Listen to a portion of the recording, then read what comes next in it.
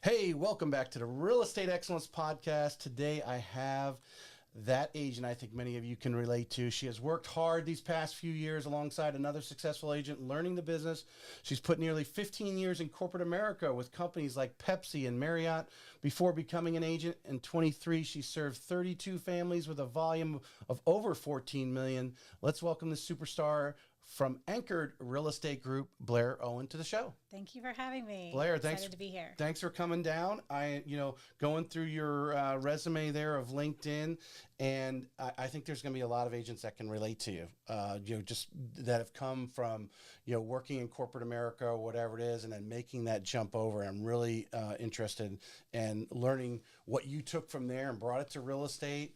And then obviously some, as everyone, you probably had some trials and tribulations, some stresses, and we'll talk about that. Yes. But always want to kick off the show. Tell me a little about where you're from.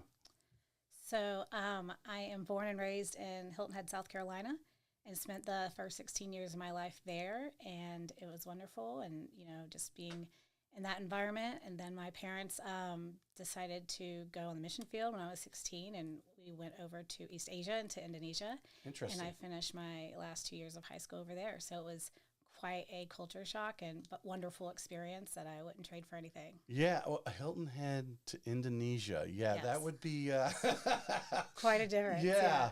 I can imagine just the we go to Hilton Head today, but it's not Hilton Head from 20 years ago. Hilton Head 20 years ago was probably like when I went to Cape Cod when I was in the late 70s, and Cape Cod wasn't the big resort, although it's never become the resort. Hilton Head's protected like Cape Cod is. They don't have the huge hotels all along the beach like say Daytona or something like that. Lots of zoning laws. Lots of Yes. zoning laws. Yeah. Things have to be. You can't find anything because the signs are behind trees, right? Definitely you need GPS. But tell us just a little bit about what you learned about being over there, especially as a young person, but the culture. I mean, just the experience. No, it was. It's been such a while, and I've still kept in contact with people over there. But it really was. I went to an international school with students that were both had parents in the mission field, or they were pilots, or also international business. So it was great, getting to know a lot of them. The students, a lot of them had been there for years, so that was really nice too, that they'd take me under their wing and go camping or hiking in waterfalls, or spearing lobsters. It was just really neat. Wow, yeah. Also, malaria was real like then and still is. So you're taking your like medicine and making sure, and like you see a mosquito and you're like But no, it was awesome. But it's funny to me to think that my senior year of high school I was riding a Vespa to school. Like that's what I Right. motorbikes and stuff like that. So it was really neat. The people, the Indonesian people are wonderful. Indonesia is made up of thousands, hundred thousands of islands, and it's just so kind and nice. Were you in a more rural area, or because there's some big cities? Yes, there, right? I wasn't in Jakarta. I was in like Bandung, which is on Java, and then we moved to Irian and Jaya, which is like Papua now. But no, it was more villages. My dad's a veterinarian, well, retired, but had a practice in Hilton Head, and went over there. And we would be in school, but he'd fly into like these villages and help with the livestock and stuff, because that's their money, that's their income, that's their way of life. They might have just that one cow or whatever. Yeah. Yes. Yeah. So it was, 2 years over there, and just a really great time, and to get a view of others, going from Hilton Head to, Indonesia. It was just really eye-opening, and, seeing, great. The culture, Gratitude Yeah. and happiness and culture and everything. So I wish, unfortunately, I think the schools have gotten away from it. There was opportunities that I had, when I was in high school, and I've told it on the show. I went to Sweden, played basketball. I was going to go to Egypt, but then like studying abroad. You got to go back to the early '80s when the Egyptian Airbus had a bomb go off, and then my mom said no, we're canceling that. But we had opportunities to go abroad, I think, more regularly than the high school kids do today. True. Opportunities. My sister went on a German exchange. I just think learning gives you more respect for what you have here, but obviously learning why people think the way they think, because this is the way they brought up, and this is how their culture works, and so forth. I just find that's just fascinating. Yeah. And an experience that everyone should have. So, you graduate, your parents come back, or they stay over? They did come back when I came back, still doing some of that work. But I'm the second of 5 siblings. Mm-hmm. My younger sister, needed some, more help that we couldn't get over there. So they came back as well. And I came back to South Carolina. So, too. So you go to Coastal Carolina. I go to Coastal Carolina. What is Chanticleers.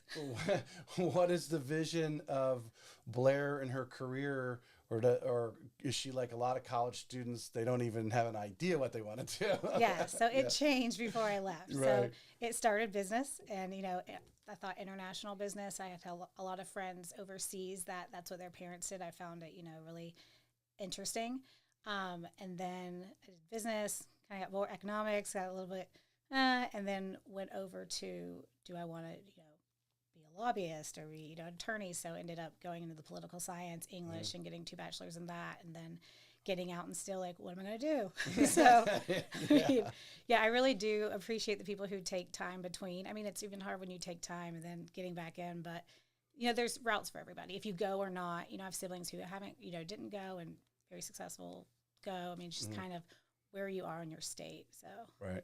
So you do you look at your resume, but I wanted to key on a couple things because working for a corporation like Pepsi, working for Marriott, they do a lot of intense, whether it's customer service training, management training, they're high intensity into that.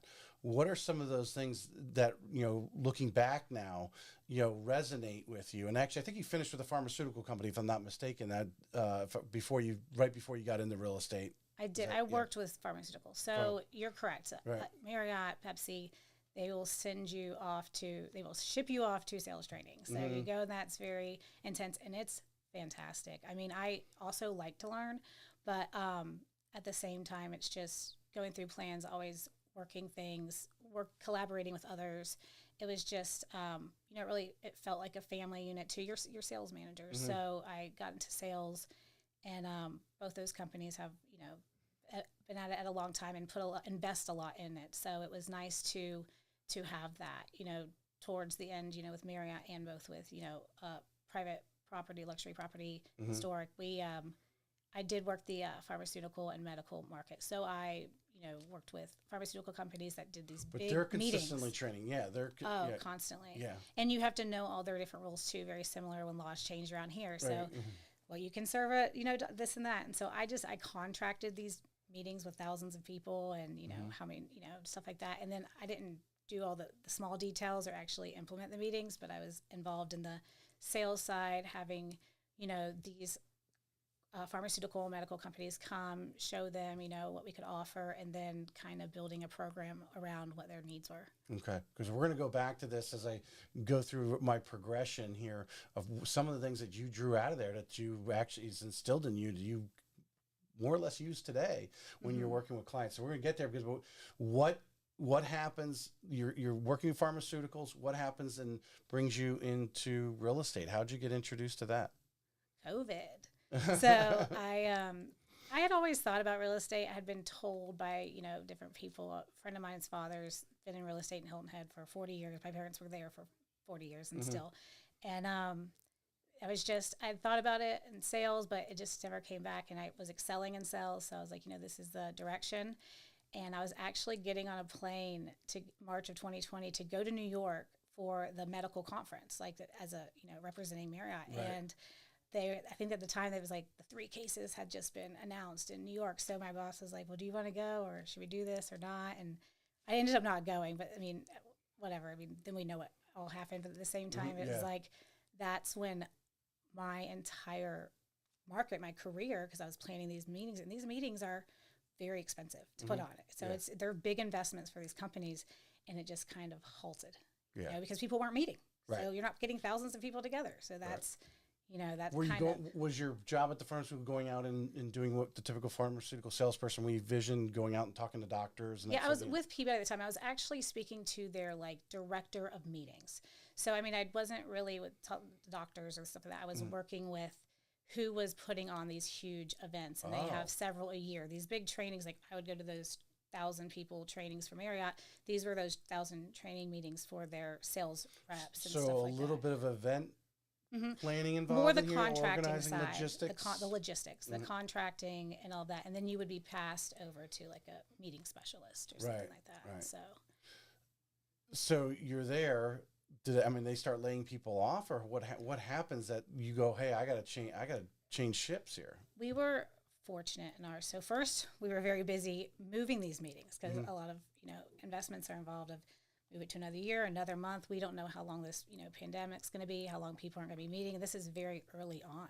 So we were with that, and then hotel business starts going down, and it's everything. So the company I was with at the time, I wasn't with Marriott. I was with a private hotel, a luxury property, and the family was fantastic who owns the property. So they did keep our management, but we shifted. We had to adapt. So all of a sudden I was doing reservations, and I went for other things because that's on the phone. I was a barista for the people that was there, like working the coffee shops, learning how to work a very fancy espresso machine, all sorts of things. So they really wanted to keep us. They understood. They wanted to keep the best people. They wanted to keep us. They really, and we had, I'm a sole income provider. So it was just one of those things that they really put effort into trying to keep everyone, but at the same time, they're not making, the income as well. So they did keep us, but that's kind of when I decided, I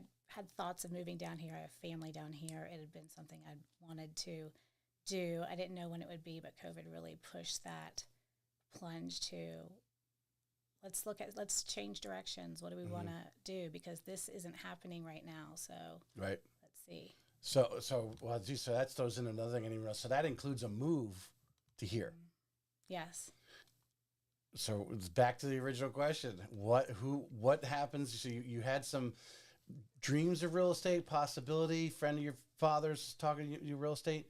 What actually gets you make that jump now and move to Jacksonville at the same time? Yeah. So my sister and her family, her husband and 2 kids lived here, and I'm very close to them and close to my niece and nephew.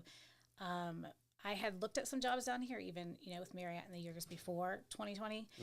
But then she called me and she said, I have this amazing realtor in my discipleship group we're moving, we're selling our house, we're buying a house. And, I've been talking to her and I think you should meet her. And kind of discuss if this is a direction you would want to go into. I assume this is Allison. Yeah, it's Allison Chance. So, I was coming down to visit. I spent all my time when I wasn't working, free time, seeing friends or coming down here. So we made that when my sister was in contract on her house at the time. It was September 2020. I got to meet with Allison and we just kind of discussed things. And, I hadn't gone to real estate school or anything before. So I was just, thinking about it, praying about it, wanted to see the direction. So this is really interesting from this standpoint, because one of the topics I like to talk about a lot is how does someone transition into or just get introduced to real estate? Because I don't think a lot, although I've met some people that went and got their real estate license while they were in college. At 18, 19 years old, got their license, but most their real estate is not like something I'm 15, 16 years old. They want to be fighter pilots and firemen. No, no one's going, hey, I want to be a real estate agent. That's just like not the thing that they put up there. But the conversation now that you have with Allison, so I'm really curious there, because obviously she's been in the business for years. She's great at it. She's moved around. She's done it in different markets. You now are having this conversation. How does that conversation go? Well, how does Allison, does she really paint the true picture of real estate for you? And she did. And I was able to get it because I was a sales manager for a big company. And part of our job was to, people think, oh, you just take people out to lunch and you just do this and that and wine and send them gifts and stuff like that. Yeah. So even in the business world, but there's so much work that goes into it. So she really did, it's not, it's wonderful. I enjoy it, but at the same time, it's not just celebrating at the closing table and everything that goes into that. And then all the pieces of, getting business and being knowledgeable and really being, showing your value and being an advisor. Yeah. Because I don't think people realize, especially the corporate America, people that basically at 5 o'clock, they put their coat on and go home.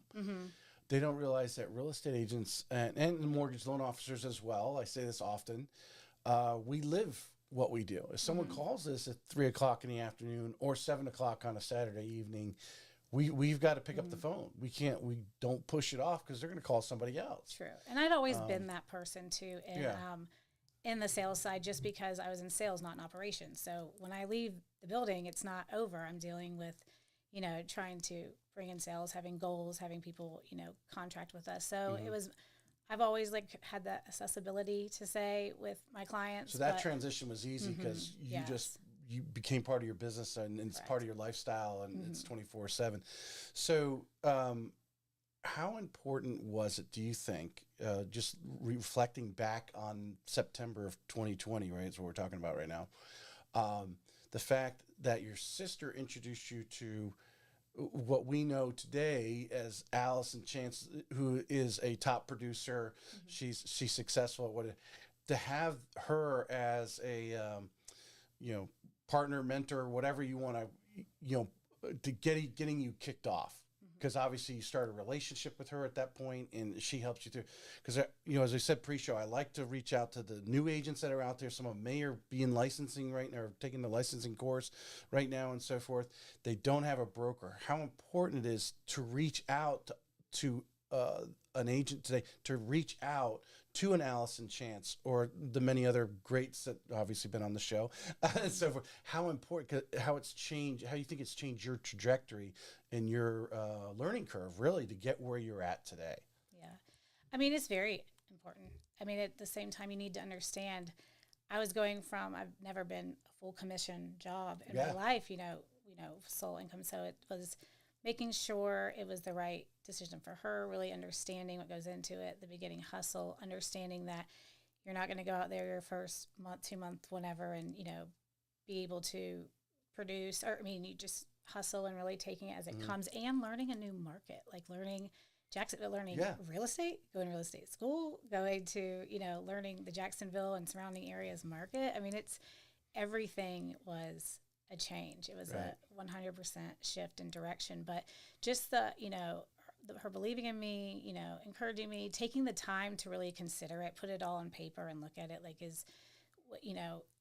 it's a service industry as well. You're providing a service and you really have to come to it that way, but, get to the point where you're advising and helping others and, really bringing benefit and value to them. Well, I think a lot of non-people in the industry downplay the fact that you are your own business. You are wearing Anchored Real Estate Group's jersey, but in reality, you're self-employed. An LLC. You're all out. Yeah, you're calculating that. You're having to pay for your own insurance. There's no HR department. You're that too, right? You take care of all those things, and they kind of downplay that part of it. Even for a single agent, or obviously if you grow into a team and you're managing people, now you're managing a bunch of self-employed people, because there's no one other than maybe a transaction coordinator or assistant or something that might have a salary, right? I think that's downplayed a lot. So what are some of the things, do you think, looking back, because I think we know 80% of the agents never renew, right? License is good for 2 years. You got to take your CE credits and renew. Most of them don't make that. 80% gone.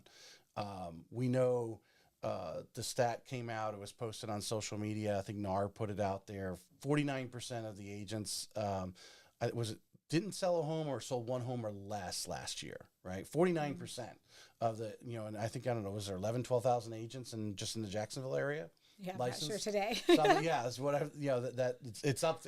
It's in the 10,000 plus or whatever. It might be. A lot of people have rolled out, because of market conditions, but where you've become successful. Tell us a few of those tips that resonated with you, that Allison gave you early on, that is kind of a foundation in your business today. Okay. So initially, I took school online, COVID. Did it while I was still up in, the Memphis area, and came down here, did, the state exam and stuff, but really hit the ground running as far as writing with her. So first I was just I wanted to shadow for a couple of weeks. In my sales with both, the two big corporate companies I'd worked with, that was big in highlighted there too. So what do you do in a daily activity? Like being in the car, being with clients, all those things. And it was nice to have someone, really take you in to do that. So to really see how it is. So that, not a day or two, but like 2 weeks, 3 weeks, right around. Also just learning the area, taking that extra time,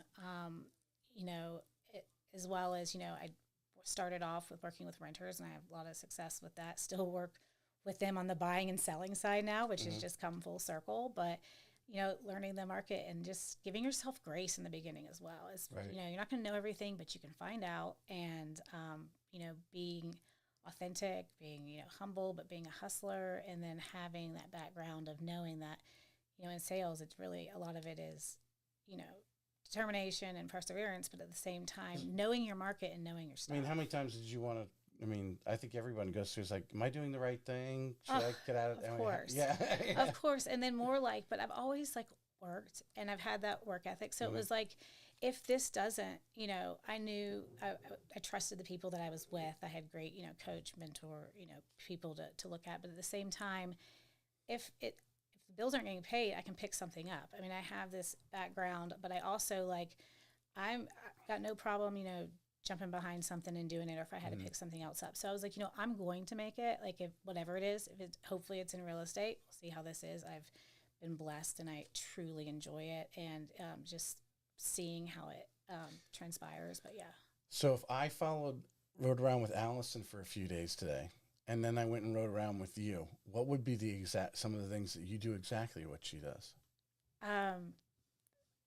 Stopping by and seeing people, making sure that you're taking advantage of each moment, as far as, with scheduling your day out. If it's, you have a little bit of time between something, doing that, calling back clients or someone who's got a question, answering questions from others, just kind of checking in with your vendors, if it's, inspector or insurance provider or your lender, just constantly being in contact, and the responsiveness. It was never, which I thought was great. And in real estate, you really do need to do this. But when that phone rings, and it's through the car, so it's, hitting the talk and how can I help you? Yeah. I think in a lot of sales everywhere, people will say almost like the number one thing is, I was really surprised because he picked up the phone and the other people didn't. It's hello? Hello? What? Is that all you have to do? And then I just really looking at all the resources we have here. If it's a class at, Landmark, if it's a class wherever it is, or, a contract class, there's one going on that starts at 11 today. It's just looking at them the week before, month before, and putting them in those slots. Sometimes you're not going to be able to do everything, but just staying up in education and just really filling your day, because we do manage ourselves. So having that discipline. That's we can go back, and the word is relationships. And I like that, because I'm reading through it, because it seems Allison understood. I don't know how many years at that point. What she's been doing over a decade, right? I forget when she originally started, but it's all about relationships and taking that time. Like you're saying, in the course of the day, you're going to leave here, and whatever your next appointment is, maybe you have 30 minutes, or there's a 30-minute drive to wherever you're going. You're getting on the phone and making a couple calls and touching a couple people, whether it's a past client and wishing them happy birthday or whatever it is. You're utilizing every minute of the day so that you can check out hopefully at 4 or 5 o'clock if you don't have a showing or something in the evening or something like that, because you've used every minute of the day. You feel you've got stuff accomplished. Because I think the one place that where a lot of agents fall short, and I can say this because I've talked to so many in this atmosphere here in digging details, the top ones will tell you, there's a EXP group, they talk about, how many conversations you have today. DJ and Lindsay group, they're known for the successful volume that they've had. They talk about having, I think it's 10 or 20 conversations a day, conversations with people, obviously, not just saying hi or leaving them a voicemail, but actually talking to people. Connecting. And whether it is your vendors, with a loan officer, your insurance, right? We'll talk about that later. How insurance has become a big factor in our business now in Florida, and how we need to fight through that. But just utilizing that time to build relationships with everybody. And now you're in front of the game. You're on top of your game. So when you do talk to a client, you kind of know everything that's going on because you've talked to everyone, got all their feedback. You're staying engaged in your business. Yes, it's very important to be in contact with every party. I mean, agents on both sides too, but just really knowing what's going on to get ahead of, if anything arises, to be able to get ahead of it. But at the same time, just in building those relationships, again, I'm in a new place, I'm in a new area. I don't, I have family here and I've got, some friends and, a church family, but at the same time, just really getting out there and connecting. I think, and I think you'd agree. I just want to reiterate that to people who are listening, especially agents who may be struggling or maybe a new agent. The ride along that you did with Allison is priceless. I don't think enough agents do that initially. Go out. What's the business like? Can I go around and ride with you this week and see how you run your business, how you structure your day, how you're interacting and so forth. I think more agents, it's funny, appraisers need to do all this sort of apprenticeship type of stuff, but real estate agents are just, go take your license. You got a license Feed now. them to the wolves. Yeah, exactly. Tell us, because everyone goes through some struggles, like we said, you question, are we doing the right thing? Is this for me? That kind of thing.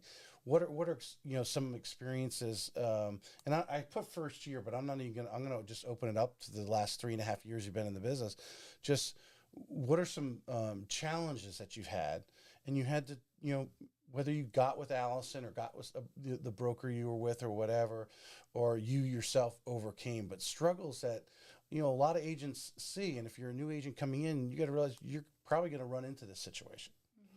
Just struggles. So, I mean, thankfully, again, I'm on a team, so I do have, some business coming to me, which is wonderful. And then, a lot of people who come in thinking they rent, not understanding that they could have the possibility. We work with a lot of, VA and a lot of military here. So it was just, a more recent or the beginning of this past year struggle would be, a family moving to the area from Minnesota and, military and what they liked, do want to expand their family versus what they could afford at the time and just different things. So just really thinking outside the box, rates had soared and, but I'd heard this like assumable mortgage. So I really took that extra step and, although we have MLS set up, let me see, because you look into each listing, which one was bought recently, because, you make that difference at the closing table, who's got to move, who got orders that they, unbeknownst to them, that they're going to be here for 2-3 years. It's been a year, they're moving somewhere, where just to see if there was any, avenues with that. So that's a challenge that I recently went through was, a VA assumable mortgage. It worked out. It was great, both parties. But again, having everyone involved. Had a VA assumable. Yes. Oh, okay. We'll talk about that. Go ahead, so it was, having both agents on board, having, the lender on board, because the lender is not local. I work with a lot of local lenders, so I know them, but this is not because I'm assuming a mortgage. So plus working with a family who wasn't even in the area yet. So it's just all of those things, but just trying to work within somebody's means, be it what it is. I mean, and if you're, talking about getting leads and stuff, it's just, getting out there, referrals, making yourself known, just talking to your renters because they don't want to rent forever. I mean, there's a reason to rent. Right. And there's, what's next. The analogy I'm thinking in my head is you go into the toy store and you see a puzzle and it says it has 10 pieces to it. And you're like, oh, that's easy. No problem. We can handle that. And you open the box and there's 1,000 pieces, right? The 2 zeros got knocked out. Yeah, exactly. Somehow. But that's a puzzle. Yeah, when you start, the challenges we have today because of inventory, price point, interest rates rise, the targets are always moving and not realizing. I think a lot of people don't realize. Yeah, because the interest rates rose this much, the buying power of this customer just went down 100,000. But in this market, to find a house at that price point that's big enough in the right area they want to be in, whatever. There's so many moving parts of a real estate transaction. And at times it's easy. At times right now, even loans, putting them together because we are dealing with these similar situations, getting the debt ratio, getting them in the right home for the price point. And now, as we mentioned, insurance coming a factor and people getting approved because could change the payment by a few $100s a month, that type of thing. So, yeah, I totally can understand. I want to tap on, you just said it. I said we're going to talk about it in a second because I didn't want to interrupt you. Assumable, yes. Mortgage. Tell us about the VA assumable that you work with. So you have couples coming from Minnesota. There's a veteran here with a VA loan. Purchased their house 13, 14 months ago and gets orders to be somewhere else. Move again. Yeah, move again. What kind of equity does he have in his home now in 13, 14 months? Does he have any yet? I mean, little. So that's how it worked. I mean, thankfully, my, military heroes had a little bit of savings, but that's the thing, too. A lot of people see this, oh, it's an assumable mortgage at 2.5 or at, 2.75. But I'm like, well, do you have, because that's a challenge, too. Where you're going to get you got to make up the difference, right? Yeah. So I don't. Nobody if wants you to have someone who table. Has that, you let me know. So we'll talk about that later. But no, I don't have that. So I'm like, yeah, it's very attractive, obviously, with rates at this time, 6.5, 7, whatever. But it's, they had the funds.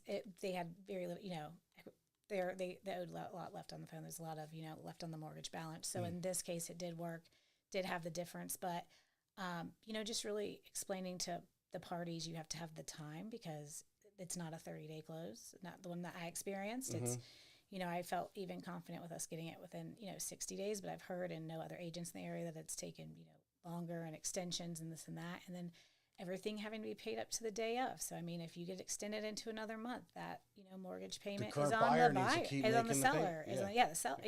The person who owns the home, the homeowner. So at the same time, they're thinking, so then that's a conversation too. This is going to be unbeknownst because it's that communication with the lender who is holding the mortgage, and it's almost daily. Because a lot of lenders, we ship their loans off to and it's been sold off like within a week. Yeah, so it's gone. Yeah, it's gone. The servicer's got it, so you got to contact the servicing and their servicing department. Do you remember who the servicer was? Maybe call out because it sounds like they did a reasonably good job to get it done. Yeah. Excuse my dyslexia. Is it MT Bank or TM Bank? M&T. Yeah, M&T. That's exactly who it Bank. was. Okay. So that's who it was. And then that gets passed to different people because they don't do that all the time. So who actually has it? But we had them, and we worked it out and just working. Well, we're definitely in the VA assumables because it's a white elephant. Because if they have a lot of equity, someone's got to make up the difference. I know Elaine Morgan. We've talked about it on the show. Like, hey, we wish VA would create this second mortgage to fill the difference. That'd be great. Yeah. It would really put the veterans in a really good spot to assume that 3% mortgage or whatever it is that's out there. You work on that. Yeah, I mean, that'd be awesome. Yeah, it's a challenge, but. So there's again moving pieces, but you got it done, and that's a first story. I imagine it's going on, but it is rare. It is rare because the equity of the homes have gone up. Even in 13, 14 months, they've gone up in areas more so than the typical person has for a down payment. And I even spoke to someone about it last night, working another deal, but. It is still out there. I mean, finding it, but then again, these rates that were that low. I mean, the rate that we moved over this year was, 2.5. That was fantastic. But it's got to be the right situation. I mean, how much equity is left? What's the difference? All of those things. Do they have it? A lot of the times, our military heroes aren't sitting on that. But I mean, a family or anything. But it's just, when it's a success story, it's great. What I also like is when people bring it to me, or other agents ask me, or clients. I'm like, I've done it, so I experienced it. Yeah. But it's, long-term goal. It's what's the end result? 2 or 3 important points. One, how long it's going to take, because you're at the whim of that servicer to process that and approve it, and so forth. What else did you learn from that experience that you share with others because you have experienced it, that you'd let them know, like, hey, this is Yeah, I mean, full transparency. It's just. I represented the buyer, so it's it's different. It's Christmas. It's a little bit, more challenging on the seller's side as far as if it, gets delayed or there's extensions that are done. But I mean, that it's doable. And it's really what I learned, communication with the lender, like being on it and just, the facts and, taking the emotion out of it and just be like, in the big picture, like, this is squeaky wheel gets the grease, and that regular communication, and then reaching into the servicer, reaching out to them, regularly, like, hey, where are we at, that, and having, it's like anything, getting anything that has a process to go on in the back, like making sure you're calling up and that you have that one point of contact that hopefully is watching that file and getting it through. But then it moves because someone goes on vacation, which everyone deserves, Yeah, work-life balance, but it's like, oh, what? Yeah. If people don't realize, I'm going on vacation, so this file's not going to move, even though you guys are trying to buy that house over there. It's going to be another week. It's the 28th, and someone needs to pay this mortgage. Yeah. Did you feel your client's the seller in this case? Do you feel that you had the buyer? Mm-hmm. Okay, I thought you said that. Okay, so that the sellers were willing to wait to allow the assumable, because I imagine they probably could have got a full offer from someone else and not assumed the current loan, but they waited to help out the other veteran. They did, and they were both, and that helps too. I mean, we know that our military community supports each other, and that's really wonderful to see that. And we have such a large, they have such a large impact in this area. It's just, again, that relationship with that other agent. I didn't know that agent prior to working. Again, like I consider myself relatively, newer to the market. A lot of people here. I'm not from here, but you're at the Jacksonville producers all the time. You know everybody. Yes, I do. Yeah, I'm learning them. Absolutely, and it's wonderful. And I like that. Working together and just supporting one another. It's just been a blessing, truly, especially in this pond. But that's a hard conversation. So that was a hard conversation that agent and I had it. It's going to be delayed. Nothing of us, my buyers were on time, overly on time. Things get dropped, things get missed. It's not pointing fingers here, but having that conversation together is going to have to be another, mortgage paid. And again, we're working within means. So, just how we can navigate through those waters. Right. But at the end of the day, I believe it was a success for both.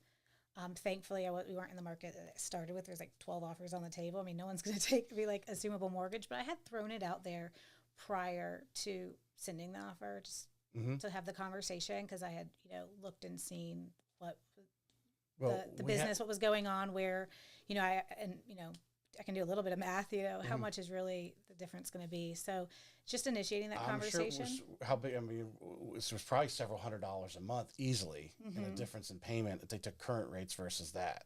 Oh, that was huge. But just the difference of what we're going to have to bring to the table, at the closing table, what the buyers are going to have to bring to the table is, what's the payoff is versus, what was the difference? I mean, $700. I mean, with a rate that. Yeah. Yeah. Big. Great story. You had a great 23. I assume, was 23 better than 22? 23 was better than 22. Okay. Yes. So you've gradually gotten over time. Tell us some of the things that you've, where your business is at. I think anyone who's good at what they do are constantly tweaking it. What can I do better? Looking back at 23. But what do you think? You started in the fall of 20, right? Mm-hmm. September, like 20? December. Yeah, December, I mean that's before you licensed. So yeah, you had 21 and 22.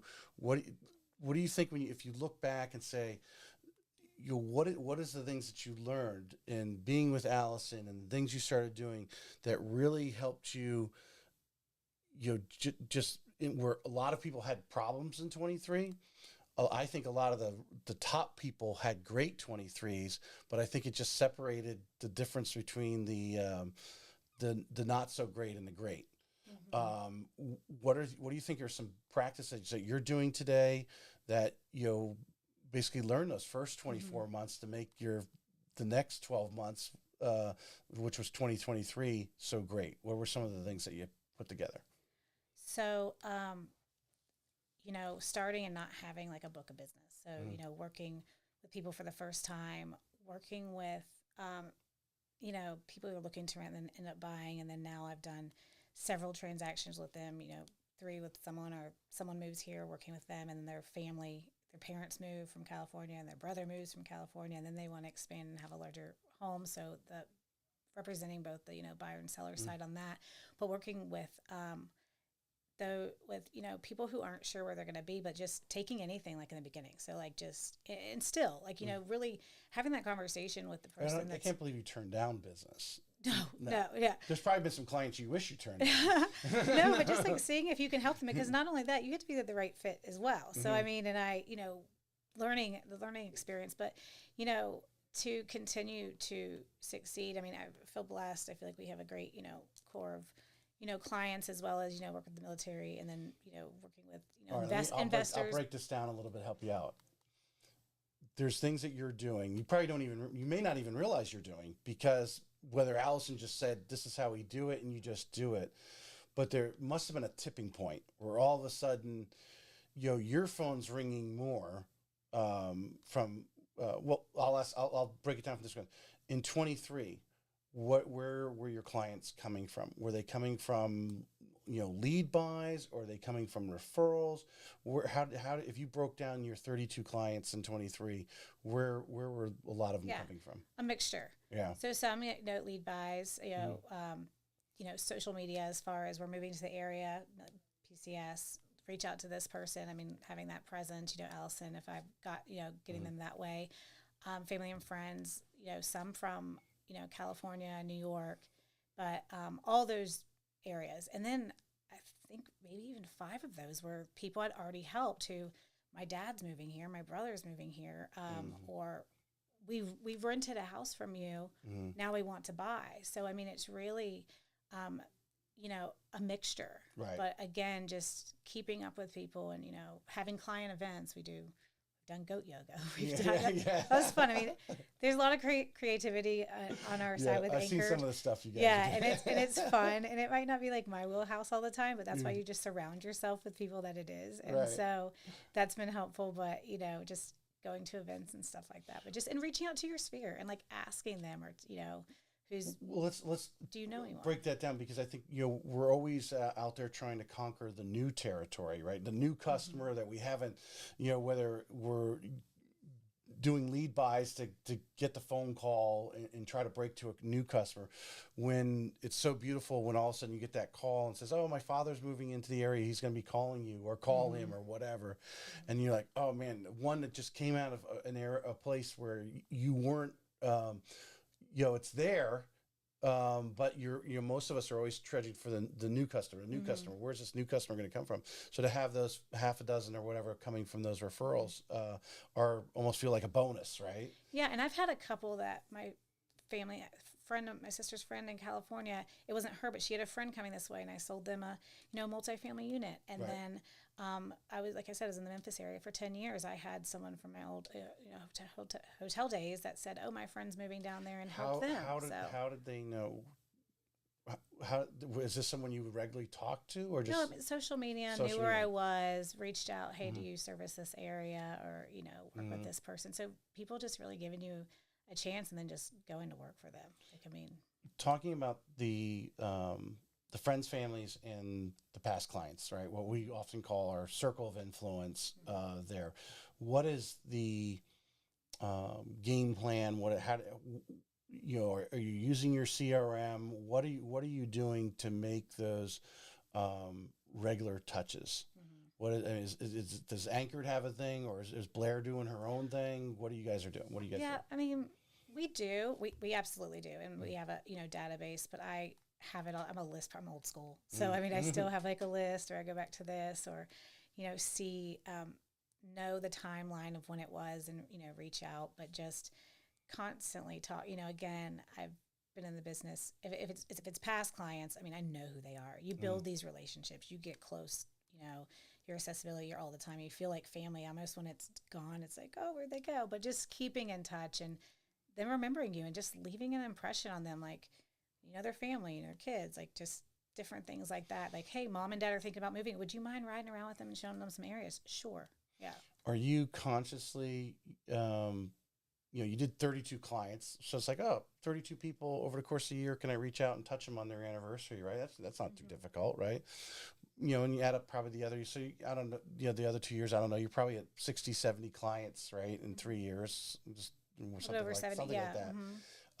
It's not a huge number, but you also, the month can go by like that. The year can go by like that as things just happen. We get busy. What are some of the conscious things that you personally enjoy doing? Are you a birthday person? You said the events are kind of a little bit out of your area, but your comfort zone. I don't plan them, but yes, right, yeah. What is your work with someone who knows what they're doing? Yeah, just to have a regular touch of those past clients. Say, hey, how you doing? Oh, by the way, do you know anyone? Remind them that you're in the business. Obviously, social media, but is there another way you like to touch them? Don't be afraid to ask for a referral. Don't be, the experience is everything. Review, a referral. Yes, social media is great too to remind you of things like if it's a birthday or, kids, going through something or, someone's husband's deploying or wife's deploying, just different things like that. But just really staying and I feel like I'm, a relationship-based person and authentic. So I had a client, I had sold both their children and them a house here. They had, moved here from San Diego area.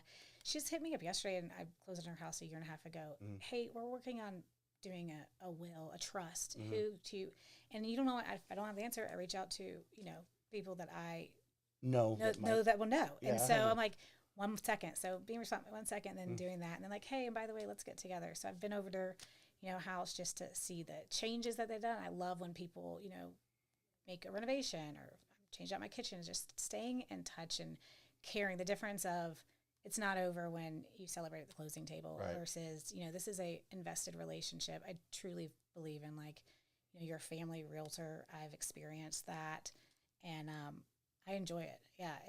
Yeah. There's nothing like it, but just, even if it's been a while, like also with our military, we know that, a lot of times they're going to move 2-3 years out, continuing to touch them. But hey, are you going to think about keeping your property as a rental investment? Do you have orders somewhere else, or are you looking to sell? Like just those things too. Well, Allison, obviously her husband's active duty. You obviously being mentored under her, so you learned that part of that, and they, like I said, that the military, those guys might be out on a ship, but they're checking the internet, they're looking at homes, they're interacting with you, and who do they get to talk to? There's other guys and gals that are on the ship, right? And they're interchanging. They're all going to the same port and so forth. Did that kind of accelerate? Like, oh, hold on, I can do this not with the civilians as well. You know what I'm saying? Yeah, absolutely. Because I think a lot of us, and I'm probably partly to blame. It is a relationship business, but you're like, do they like me? Am I bothering them by calling them? But by taking the position, like you said, being the resource person, you kind of take charge of that and like, hey, I'm here for you. How you guys doing? Anything you need? Making those kind of phone calls. Yeah, because a lot of these people are moving here first time. Do you need a doctor? Do you need, a trust? Different things like that. But no, it's, just being there all around person that they know that they can call and, that's helpful and cares about them. If it's real estate, if it's corporate America, you're not bothering. People buy and work with people that they like, they trust, that they want to, knows genuinely is invested in them. So I just feel that getting over that is a hurdle for me in the beginning. Am I bothering this person? Am I car salesing this person? This, that, and this? And I'm like, well, if people keep reaching out to me, you can see both sides of it, but it's like, why am I doing this? The why, what's the value? And is it getting across? And I think it's push yourself. So if it's a new agent, push it. Yeah. It's tough from the standpoint because I think I don't want to be salesy, but you're not actually selling them something. You're actually just being a friend. Yeah. And realize the person on the other end is they're new here, and they call them out and say, hey, I'm going to the seafood festival in St. Augustine this weekend. Just want to let you know. I know you guys enjoy clam chowder or whatever, and I'm going to be down there. Maybe we'll run into you guys. You should come down. Yeah, be there absolutely. Saturday afternoon. Yeah. I had sold this family a house, and their parents still live in Palo Alto in California, but sold them a place here just to visit their grandkids.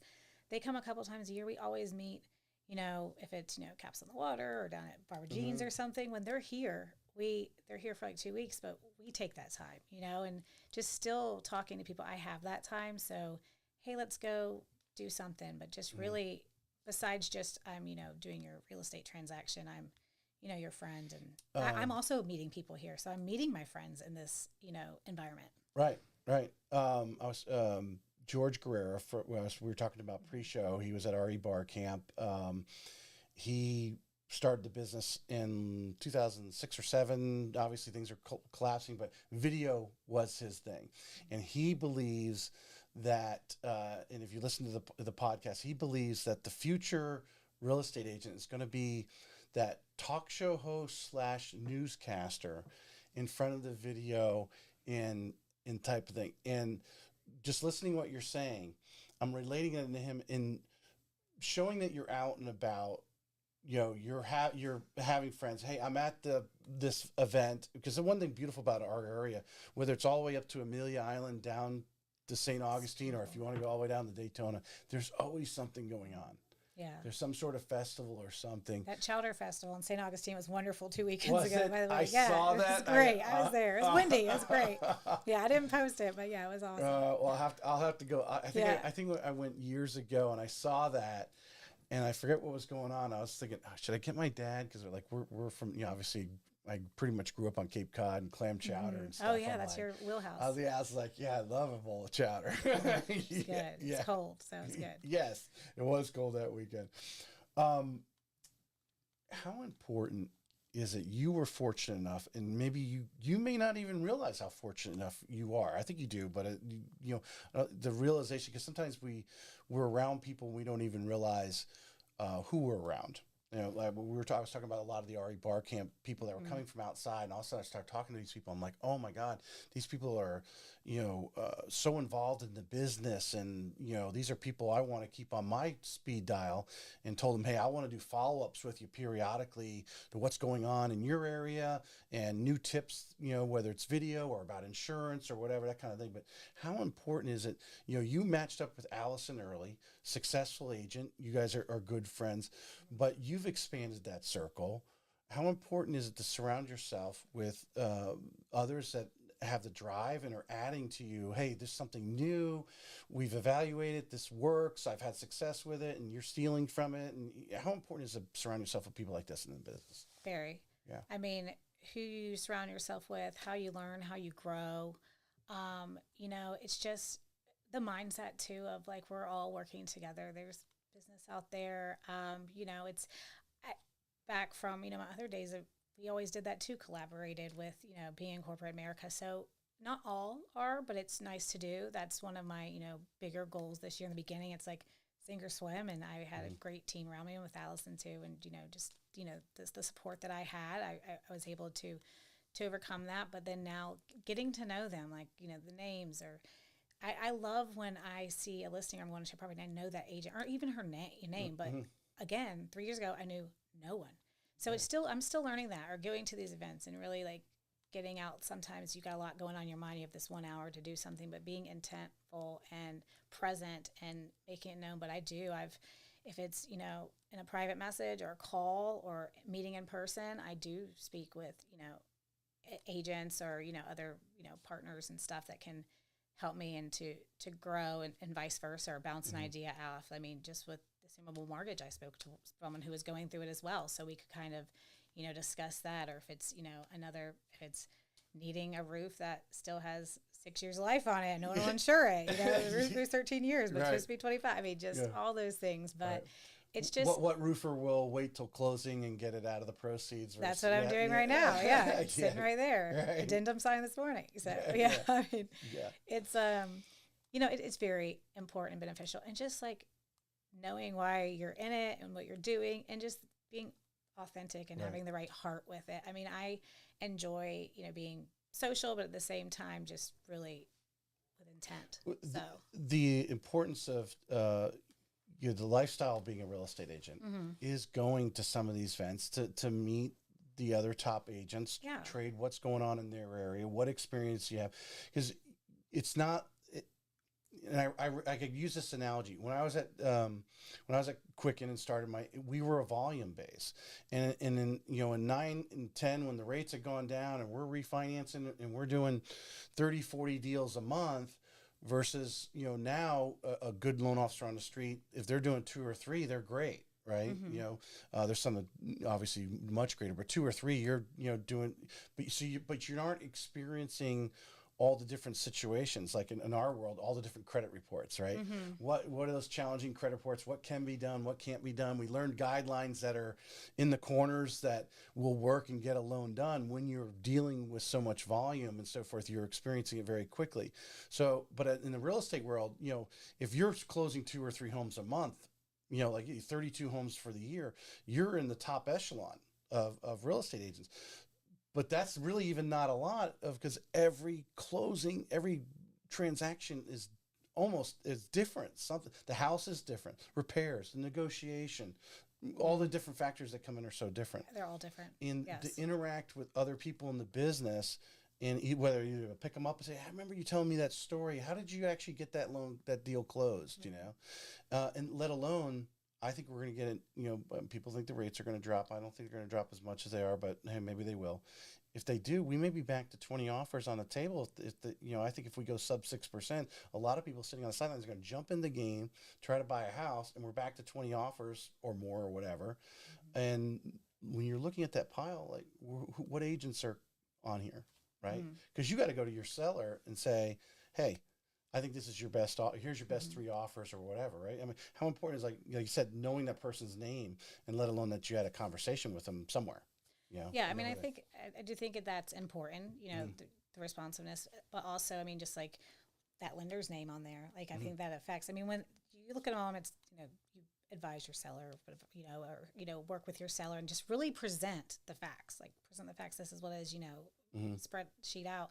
But I mean, if some are similar, we're in these multiple offers. That's what I walked into initially when I started into real estate, and it's really having these conversations, or if there's a question about something or tweaks, picking up the phone or this and that, but just being able to negotiate that and who you work with. I get so delighted, which I think it should be an experience all the time.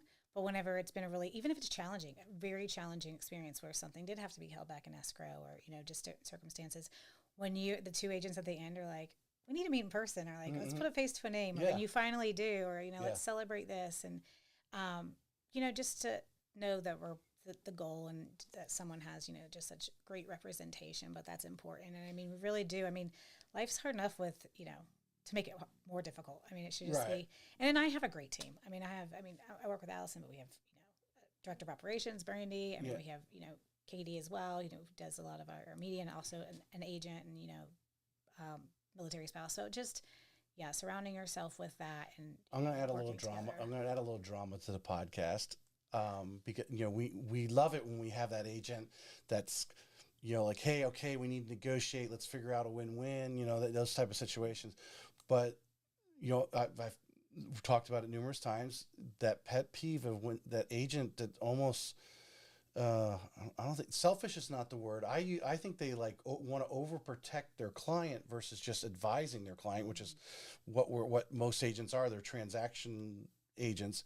Like, hey, this is what's come back on the repair. This is what they're willing to pay, or this is what they want done, and talk through it. We talked about Kim Knapp earlier and how brilliant she is. I mean, when she was on the show, she's like, if we're talking $1,000 in a repair, I go to my client and say, are you really going to walk away from this for $1,000 after all we've been through?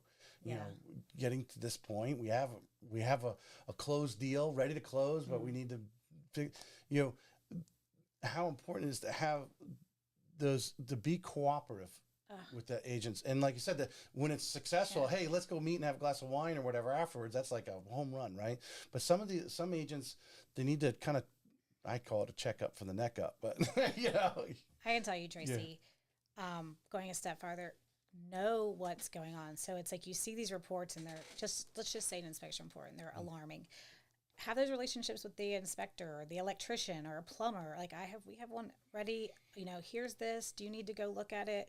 I'm in contract on a house that, built in 1940s, insurance is already this and that, but having people out there and really getting estimates. So when you're presenting stuff, but just having those contacts, having those partners, caring, not just, when you're communicating to your seller or buyer of, well, this is what they want, but being resourceful. So bringing a solution to the table of this. And is it $1,000? Well, Ken Knapp's one of the first, I would, during COVID, would listen to her online, and it was one of those, well, this is, something that was brought to the table. But, again, like you're going to lose this over $1,000 or even, are you going to lose this over $10,000? I mean, if it's on a mortgage and what that looks like, but not just, this is, what they presented, that to a seller or to a buyer just looks like dollar signs, but actually like, well, this is what it would take, or this is, to code, or this is what we could do for now, or is there a opportunity for credit, or just, both sides, but having that, I feel like that's coming more in the market. I mean, again, I've, got a 3.5-year season, but at the same time, it's, in the beginning, they didn't have to do that. So sellers didn't like, nope, on to the next, or buyer on to the next. But with this, now it's really, I feel like there's more of a working together. Not all, but I mean, that's your goal. Well, the ones that are fighters on the other, they're fighting the other agent. Like, that's a no-win situation. Pride aside, humble yourself. Yes. Hopefully, they're weeding themselves out of the market because they didn't, do much business. But I think you brought up a great point. Financing, obviously, big part. If you don't have financing, you don't have a deal unless they're paying cash. But insurance is a big thing. But the inspection, having those quality inspectors that know how to explain that report, that you're staying in front of, that you can also say, yeah, he's right, I'm looking at this, that's, you're probably talking a few $100 and we can, nip all these little things on there. They look like a lot, but they're not, danger, safety. And then it's like, well, we can that's $100. Let's do it. And their job is to find, that's their job. 100%. You're paying them to find these little things to just let you know. It's, I always like the analogy, and I know Dan Gilbert at Quicken Loans was not the first person to say this, but he used, a good friend tells you when you have pie on your face, right? And that's what the inspector's job is to do. He's to be 100%. Your friend and protect you from that, protect you from any catastrophic things. I love when I'm representing the buyer. They always ask him after we meet at the end. So I don't sit through the whole meet, discuss if we need to meet again, Zoom call after a report comes out. But they're like, would you buy this house? Or if it was your daughter, or if it was your son, would they buy the house? And I'm like, it's funny to hear the difference of answers of that too, because I'm not really supposed to say that and stuff like that. But it's like, even new construction, I work with a lot of new construction too. There's always, something. Their job, like you said, Tracy, is to find, the honey-do list, or do now, or this, or, hazards. So it's just really to do your due diligence and know what you're getting involved in. And as the agent, you should be very involved in that process with your client. We'll talk about new construction, because obviously that's where a lot of the inventory are. Your clients right now, or back in 23. I mean, just off the top of your head, I mean, what percentage do you think of the the 32 family that went with new construction? Maybe 25 or so, maybe 30. Maybe less. It's about a third, maybe less than that. I'm trying to think, maybe like 5 or 6. But again, it's that initial conversation. What are you looking for? What are your goals? Do you have money in the bank? Do you have do you need this and that covered? I mean, I see the good in both. Nothing's like perfect, but it's really the means. What areas are you looking in? Because if you're looking in a certain area, there's not going to be new construction there. But do you want the character of a house? Do you, if you are buying a house that was built in the 40s, do you have, if something was to go up, can you cover that? So new construction serves a purpose. There's, I've had great experiences and more challenging experiences, but I, sell it all. I have relationships with those builders, but both ways. I mean, I personally have, feelings on both, just depending on what you want. But if it's in the area, if you need those closing costs covered, if you need that assistance, I mean, you can also work with local lenders or lenders and get like buy downs, now that's more back in, seller credits. But it's just, really laying it on the table. I've had clients that are straight only new construction and close in a resale, and I've had vice versa. Yeah. So. This is a question I've never asked before, but it just came to mind when you were, because I brought up the subject of new construction and just listening what your answer was. You mentioned the relationships with some of these builders. And we know back in 2021, they didn't even want to talk to you. They were trying to figure out a way to get you out of the, and I think there's still, still hear stories today of recent situations where site agents, and I don't know if it's site agents, their management, who's pushing it. Is there an incentive not to have an agent on there for the site agent to get paid more or something? I don't know. Be the behind the scenes. I'd love to have the builder come in here, or maybe someone working and then really tell us the skinny of what's the discussions that are going on in the sales room. but just share with the builders, how important is it to you as a real estate agent that you have a relationship of a builder who's proactive. They solve. There's always something. There's always a nail pop. There's always some, all those things that go on the train, and they're problem solvers and are at the goal to have a win-win situation, and hopefully a customer who's at least happy with the transaction. I think everyone always has buyer remorse. Did I buy in the right neighborhood? We know all that goes on afterwards, but from the things that they can control, that they're controlling. Yeah. So what can you control? Yeah. And so how important though is that relationship for you when you're suggesting a client to a neighborhood? Yeah. Very. Yeah. So I've built these relationships. First of all, I think builders do now. In the beginning, you're correct. Or when I started, they're not having these events. You're not meeting their teams. You don't know when you call, you see a name online or who am I going to get with. You meet these contacts, these builder agents. And then I kind of have one in my head per builder. And then I reach out to that, because they move around, and I say, hey, I'm looking in this community, I'm looking in this area. Who's your number one go-to? And then I connect with them. If it's go by and see them, talk to them on the phone, kind of feel it out. Now a site agent, you have a relationship referring you to another site agent. Like in my phone, I look up, say it's a builder. So I look up the builder name, and there's 4 names. And then who do I resonate with first? This person. Hey, I'm looking in this area. Who's what do you got? Who's the person over there? Right. Whatever. Or do you sell this area? Right. So it's that getting that contact. So first, it's actually, which is nice, from someone on their team referring it over. Like, hey, can you give Blair a call? She's got somebody. And again, respectful of everybody's time. Right. So I'm transparent of what we're looking for. If you can help us out, if you have it, completion time, stuff like that.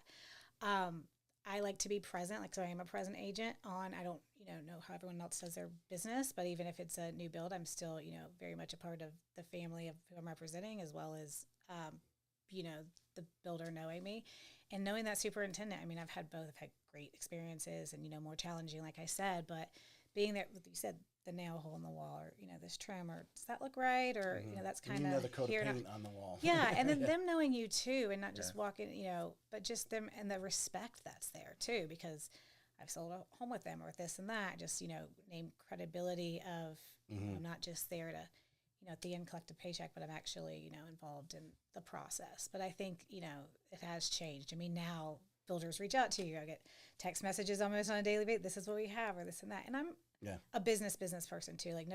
We don't need to jump on the call and talk about what happened for the past 3 months in your community, but show me what you got, what's your fire sales, this and that. Let me go through my Rolodex and figure out if we can both work with somebody, service it. I always, it has mind boggled me, having worked with the larger builder. I mean, I'd get a call from an agent working with someone. They're looking for this price point. They're looking for this area. We're getting them pre-approved, and the other loan officers where I was working at, and where that is, but they'd be like, "Oh, no, don't recommend them to the builder because you're not going to get paid as much." I'm like, "No, that's not my job. My job is I got an agent out there who has a client who's looking for that kind of home, and we have inventory, and I know of it. I'm going to share it. They want to take it, they can take it, but move on to the next one." Because to me, that was a way of helping you satisfy a client and move on to your next client, type of thing. And the attitude there is all about dollars, right? So what? Okay, well, all right. I only got paid half as much for that deal because I went with the new construction, but now I hopefully showed them I helped them and showed value, and the next one they're going to give me another one. Exactly. I mean, just gotta, and I like that your perception of that too, because it's true. Like even lenders, it's hard to beat the new construction. Cover your closing costs, give you an extra $14,000, and then give you this incredible rate. In the beginning, but really look at it. I will with my clients. Where's the fees? Where's this and that? And do you plan on living here long term? Do you plan on being here for 2-3 years? How's this work? I've seen some where I've seen a couple that don't go with new construction preferred lender, and then those that do. But just really the whole picture of it. Yeah. But again, helping out. It's not the if your goal is just what's going to be in the bank at the end of the day, you're not doing it right, or you're going to run yourself ragged, or you're going to be an unhappy person. Yeah. Everyone. We work to make a living, retire, all the things, but doing a service of that wow, the like, money will when come. those kids walk in, the money will yeah, come. yeah. I mean, and that's how I've really had to trust that process. Yeah. And it's, I mean, I'm thankful. Well, Yeah. how many times, I saw this a lot at Quicken when they started doing purchases in like 2010. There'd be times where I'd get a phone call from someone, hey, I need to get a pre-approved. We're looking at this house. Send over the pre-approval. The next day or the day after, I got a contract back. I'm like, okay. Mm-hmm. It can happen that quickly. It does, yeah. Which is funny because some people were like, well, who's asking for approval and buying a house the next day? I'm like, people do. I mean, I love the study of people. People do some strange, bizarre things, but you know what? Like when it's the right thing happens, I mean, be prepared.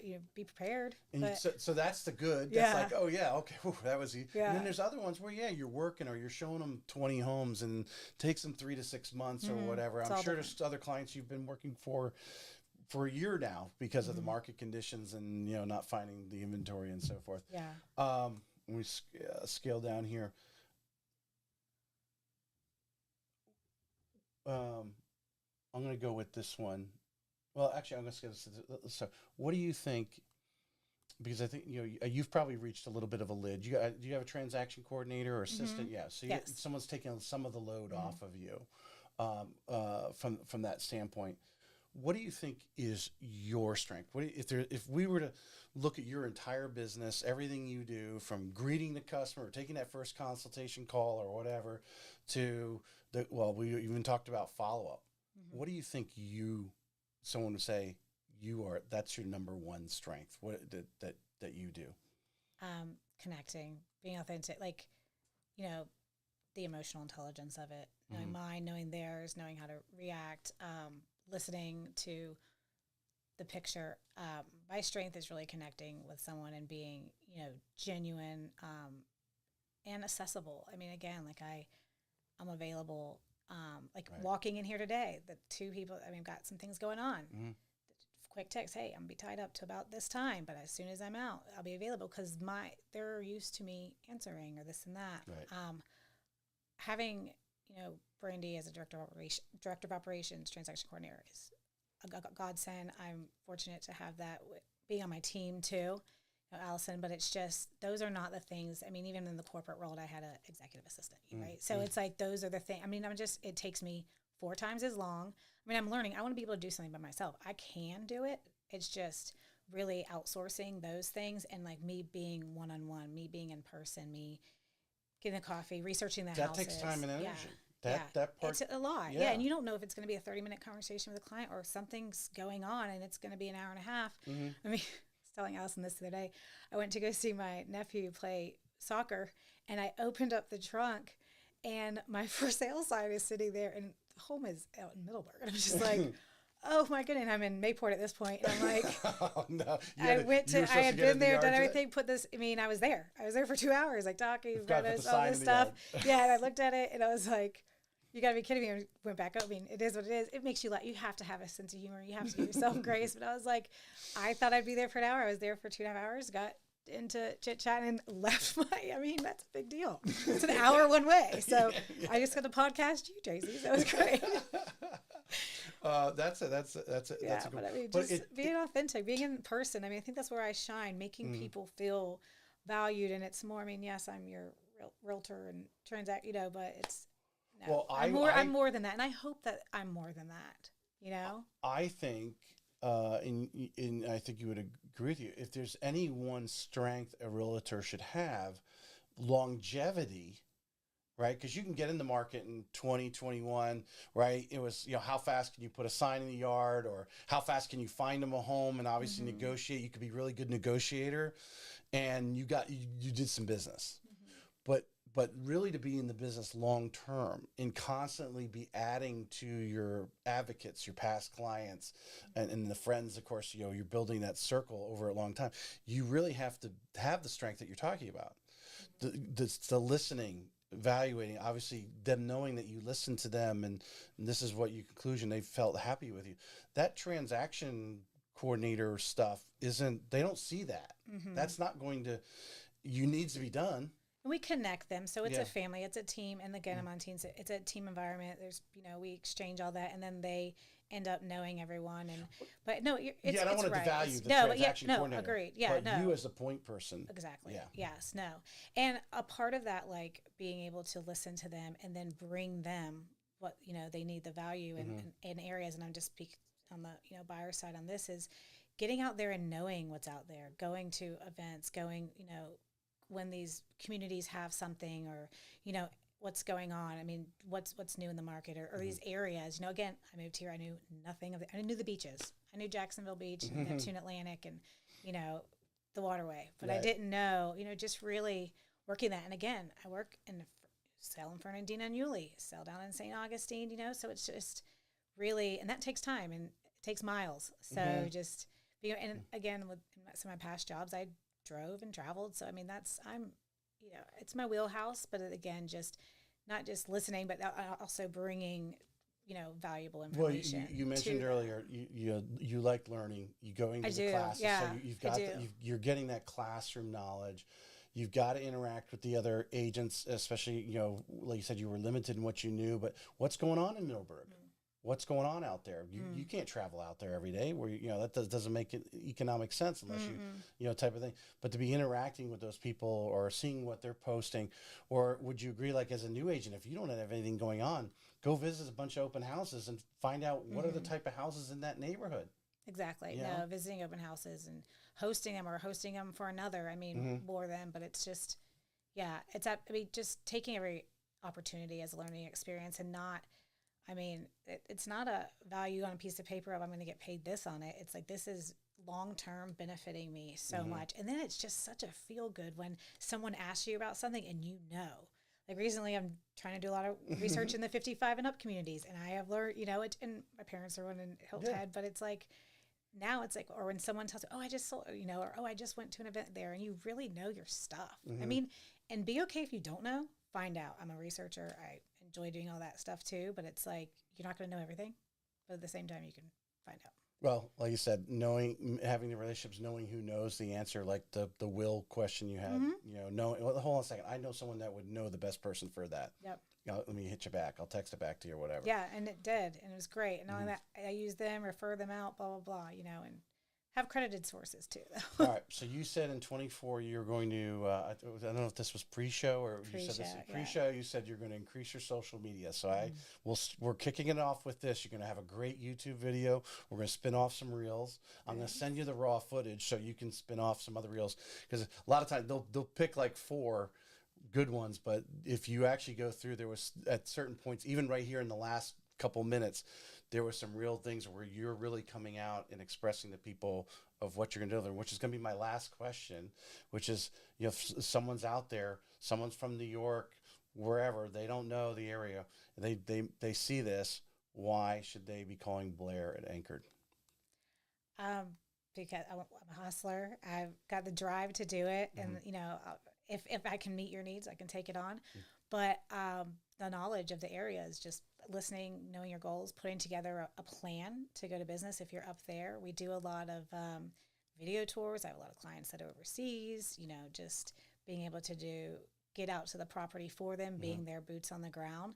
But I save a lot of my information too. So if it's a neighborhood, and then I know the details. Well, we need that loaded up on YouTube to share.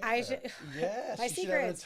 Where's your grocery store? Where's your this and that? I mean, that's the question I got yesterday. How far is this from the shipyard and Mayport and the grocery store? And it's like, well, and then when you make it once, save it. And so it's just copy, send, but also make sure that it's legit to what you're using, but just not reinventing the wheelhouse, but just really, I think initially I connect with someone on a Zoom. I mean, so it's a Zoom, a phone call, if you're here in town, and sometimes, they'll come down just for a visit, and like getting together, really telling them to, if they're here, drive the area, save both our time, because you're going to know where you want to be. Everything's different, but just being a resourceful information. You're putting yourself in their shoes when obviously the question. I did it. Yeah. Yeah. I mean, you're like thinking, well, what if I lived in this neighborhood?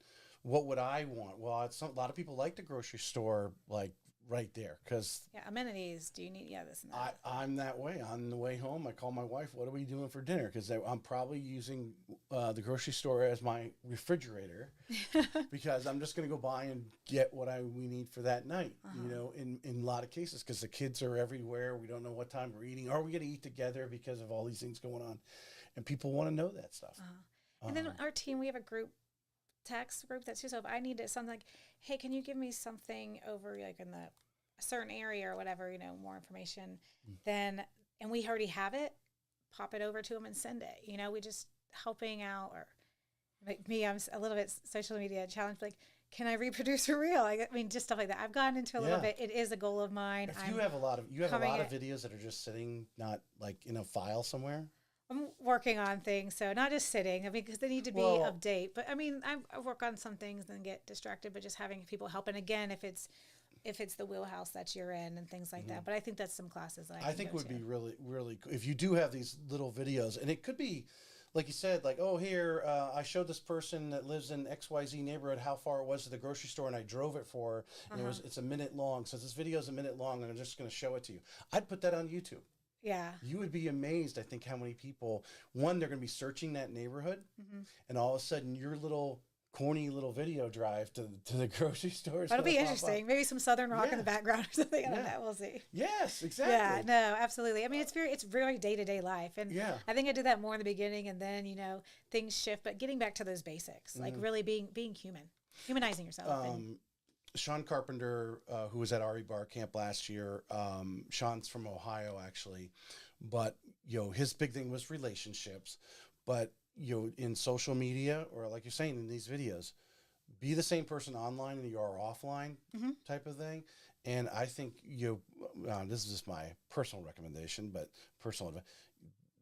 Put yourself on there, just saying, I did this corny little video. We've all done corny, stupid videos that are sitting in our phone and we never watched them again, right? Or took that picture, right? I'd have that on YouTube with the neighborhood name, and obviously we could have it edited and put your logo on there. Yeah. Well, if it's going on, YouTube, if it goes on Instagram or anything, I'm tagging you. Yes, Thanks, Tracy. I want to see that. Well, nothing makes me more happy when someone, especially if I go through some of the past people who've been on the show, and if I Google their name and then see the podcast and the YouTube video like be on the first page. Nice. Obviously, that makes me feel good that I add a lot of value to them in that situation. But appreciate you coming on. Thank you so much. I enjoyed the conversation. Awesome. I appreciate you getting me I think out everyone here.